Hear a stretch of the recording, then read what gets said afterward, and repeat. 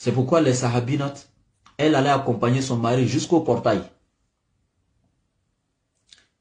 Elle allait lui dire quoi? Te voilà en train de sortir pour aller chercher notre subsistance, mes enfants et moi, pour venir à la maison. Mais arrange-toi. Si tu n'as pas eu un travail licite, tu n'as pas eu un gombo licite, on appelle ça en jargon ivoirien un gombo, un petit contrat licite, ne viens pas ici avec de l'argent dérobé, du haram, de l'illicite. On n'en a pas besoin. Si on va mourir de faim, on va mourir de faim. Allahu Akbar. Est-ce que vous imaginez un peu? Elle dit, Ya Zawji, ittaqillaha fina, wa la ta'tina bil haram. Nahnu nasbiru ala al-ju'i fi dunya, wa la nasbiru ala al-nari yawm al-qiyamah. Elle dit, oh mon mari, crée Allah. Crée Allah avec nous, ta famille. Crée Allah. Ne viens pas à nous avec du haram. Nous, on peut patienter avec la fin de ce bas monde-là. Mais on ne peut pas patienter, wallahi, avec le châtiment de l'enfer, le jour de Yawm al-Qiyamah. On ne peut pas patienter dans le châtiment d'Allah. Mais on peut patienter avec la fin ici-bas. Regardez ce genre de femmes-là. Ça dit que quand tu sors là, même quand tu n'as pas eu 5 francs, quand tu rentres la tête haute. Elle court malgré le monsieur n'est rentré avec rien. Elle va aller l'accueillir, le chouchouter, le câliner. Venez lui dire, vraiment, elle va masser ses pieds. Hey, tu as beaucoup marché aujourd'hui, tu n'as rien eu. Hey, vraiment, ça va aller, ne perds pas patience. Ne désespère pas en la miséricorde d'Allah. Wallah, c'est Allah qui donne. Allah il va te donner un jour. Allah il va nous aider, il va nous secourir. Hey Allah, chacun a son tour chez Allah. Elle va te... Oh, regardez un peu ce genre de femme. Ça a quoi à voir avec toi? Qui dit, toi là, tu n'as rien eu aujourd'hui. Hein? Quand il dit non. Je savais, oh, ça ne m'étonne pas. Il me demande comment toi tu es. Tes amis garçons sont ministres d'un pays, ils sont préfets, trucs, députés, ils ont les gros postes d'un pays, ils ont l'argent. Toi tu sors, simple travail, même petit gombo, truc là, tu n'arrives pas à gagner. Morpion. Faut dire que tu étais allé assis quelque part, très bavarder inutilement avec des amis là-bas, ou que tu allais chercher travail. Quand tu te regardes. Moi, je n'ai pas resté dans ça là. Hein. Moi, c'est un temps qu'il te donne. Moi, faut me regarder. Tu vas me voir ici, on dirait soleil. Quand c'est pas Paul là, c'est Pierre. Wallah, c'est comme ça qu'elle te parle. Souvent, elle te dit, mais toi, je t'ai dit, hein, on a une cérémonie avec les femmes du quartier. Je t'ai dit qu'il y a une uniforme à payer. Ça fait 25 000. Je dois coudre. Mon argent, hein, si je n'ai pas eu mon argent dans 3 jours, si j'ai pas eu mon argent, et puis elle te parle plus. Mon frère, tu vois le gars, il porte chaussures, il court, il sort. Et il n'a pas eu. Il est obligé de faire quoi? De voler. Il est obligé de faire quoi? De mélanger un truc illicite là-bas. Parce qu'il sait que s'il n'a pas fait ça, même son droit conjugal, lors de la conjugaison conjugale, là, il ne va rien avoir avec sa femme. Il ne va rien avoir. Vous voyez comment des femmes nous poussent à faire... C'est-à-dire que à pousser l'homme à aller prendre l'illicite pour entrer à la maison. Pousser l'homme à être un escroc en ville. Voilà, tu vois des gens qui sont escrocs en ville. La pression qui est à la maison. C'est pourquoi aussi le prophète vous a conseillé. Il dit aimer avec... Si vous voulez aimer là, aimer avec... truc, comment on appelle modestie. Quand vous voulez aimer quelqu'un là, n'aimez pas à 100. C'est-à-dire que ne vous donnez pas à fond. Aimez avec juste mesure. Parce que quand tu laisses l'amour te contrôler, les sentiments te contrôler à 1000% là, c'est dans ce genre de situation que tu restes. Tu veux pas, cette femme, tu l'aimes tellement que ce qu'elle va te dire là, tu es obligé d'aller faire des conneries en ville pour avoir l'argent à la maison. Hein? Vous poussez les hommes à faire quoi, mes mamans? Comme ça là. Et dans tout ça encore, quand le gars il gagne pas à temps, elle refuse de lui livrer la chose. Désolé, je ne veux pas être vulgaire. C'est pourquoi quand je dis livrer aussi, c'est un jargon ivoirien en fait. Mais vous comprenez avec moi, je ne veux pas être vulgaire s'il vous plaît. Elle refuse de se, voilà, de satisfaire le monsieur en fait. C'est grave. Tu veux la toucher, ne me touche pas, je suis malade. Ou bien, elle te dit même clairement, ne me touche pas, hein. Ce que je t'ai demandé là, si tu n'as pas encore trouvé, ne me touche pas. Parce que toi, tu n'es pas un homme. C'est un vrai homme là. Il répond aux attentes de sa femme. Il donne à sa femme ce qu'elle demande. Donc, comme tu n'es pas qu'un homme là, tu ne me touches pas. Il faut être un homme d'abord. La hawla wa la quwwata illa billah. Et regardez, dès que l'homme vient lui donner ce qu'elle demande là, elle saute sur lui en même temps. Fais de moi ce que tu veux. Tu vois que tu es une prostituée malgré que tu es mariée. C'est ce que j'ai toujours dit dans beaucoup de mes conférences. J'ai dit, il y a des femmes mariées mais prostituées. La prostituée que tu vois en ville, là, que tout le monde insulte là, elle se vend pour quoi? Pour le matériel, pour l'argent. Maintenant, il y a quelle différence entre elle et puis toi, malgré que tu dis que tu es dans un mariage, quand ton mari ne te donne pas le matériel, tu ne te livres pas à lui. Mais quand il te donne, tu te livres. Il y a quelle différence? Elle aussi en ville, là, la même prostituée qui est en ville, là. C'est la même chose. Quand tu lui donnes, tu fais. Quand tu lui donnes pas, tu fais rien. Mais toi, à la maison, quand ton mari te donne pas, tu vas le sévrer, tu coupes. Quand il te donne, tu lui donnes. Donc, il y a quelle différence entre toi et puis la prostituée qui est en ville? Dites-moi si je mens. Dans ton propre foyer, tu te prostitues. C'est gravissime. Souvent, quand le gars il a un bon poste même de ministre ou bien un truc là, dès qu'on l'a nommé là, quand il rentre à la maison, la première des choses, elle le tire par la main. Allons dedans. Elle vient le faire asseoir sur le lit.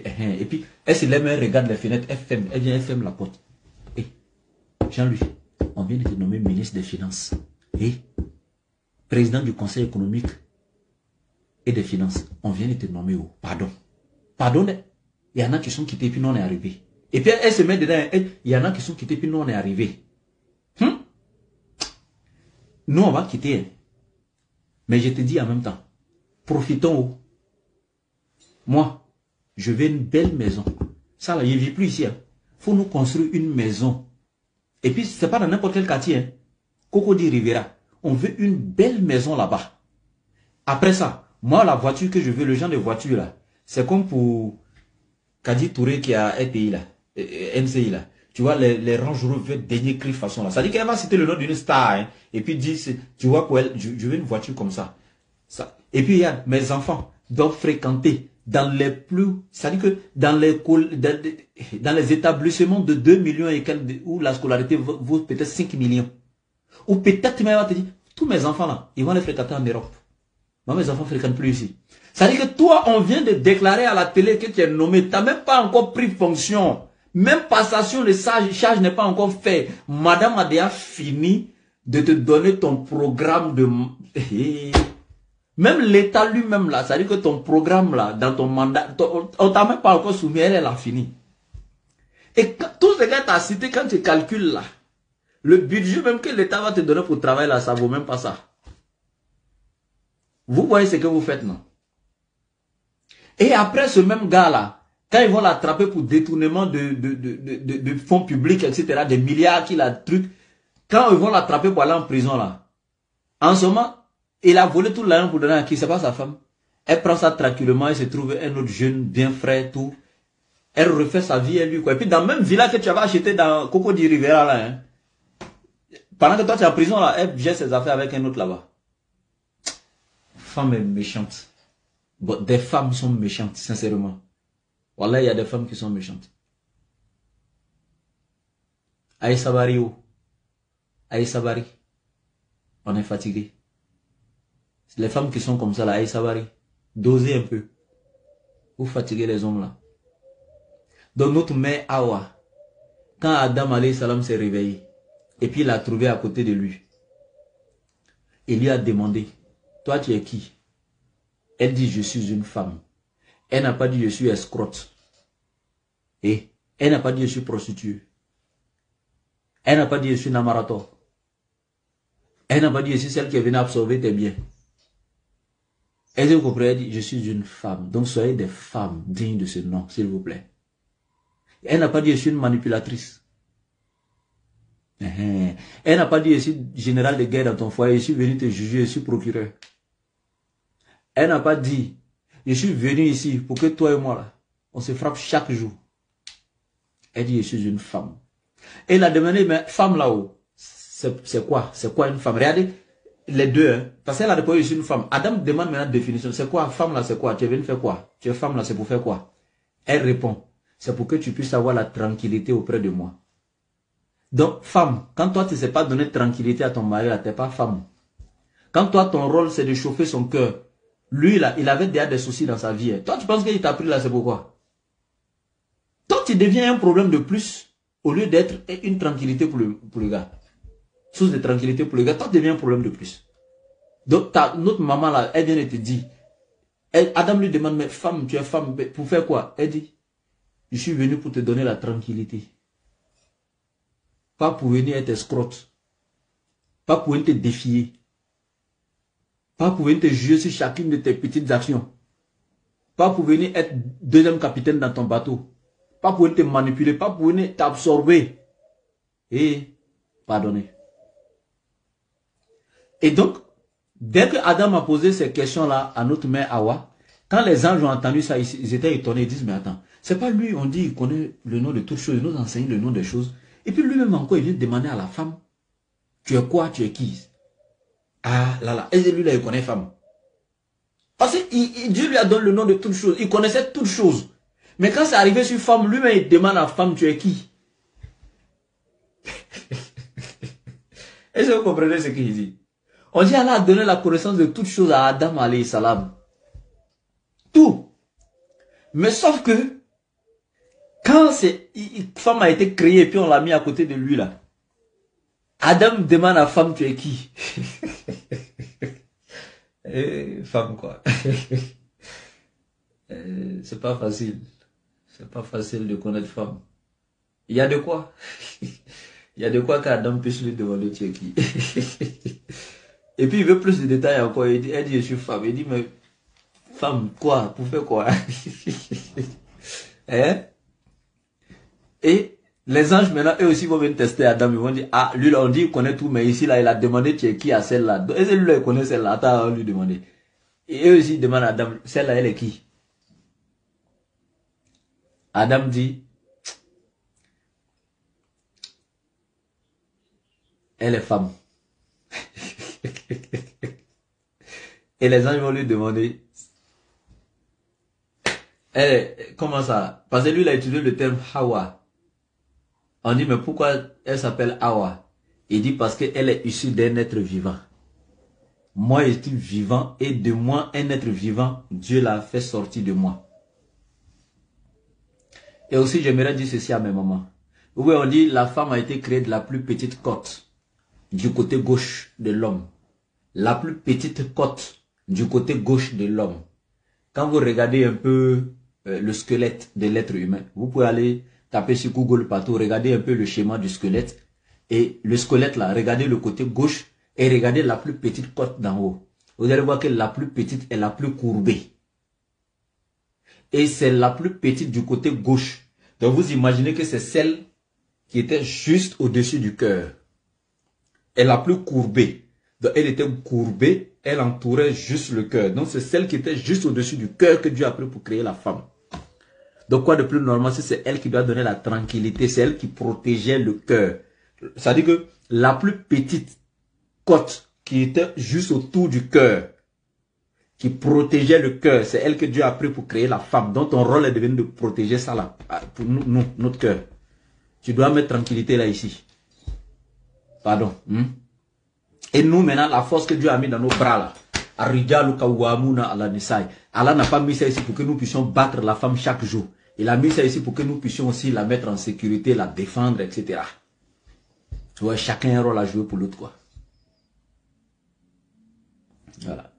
Donc, voici un peu le premier avis des savants. Eux, ils disent que Ève a été créée quand Adam était déjà au paradis. Il est rentré seul au paradis et il dormait. Et puis Allah subhanahu wa ta'ala maintenant va, comment dirais-je, lui faire tomber dans un profond sommeil. Et puis dans ce sommeil maintenant, Allah maintenant va créer, donc sortir Ève des côtes d'Adam. Excusez une minute. Mon live était coupé. Donc voici un peu. Et le deuxième avis des savants, eux ils disent non. Selon le verset, Ève était déjà créée avant même que Adam ne rentre au paradis avec elle. Elle était déjà créée pendant qu'ils étaient encore tous dehors. Et pourquoi? Ils disent parce qu'Allah il a dit wa kulna ya Adam nudim ho Adam uskun anta wa zawjuka al-janna. Uskun ici ça vient du verbe sakena. Donc ou bien peut-être des iniques du nombre des iniques. Voilà.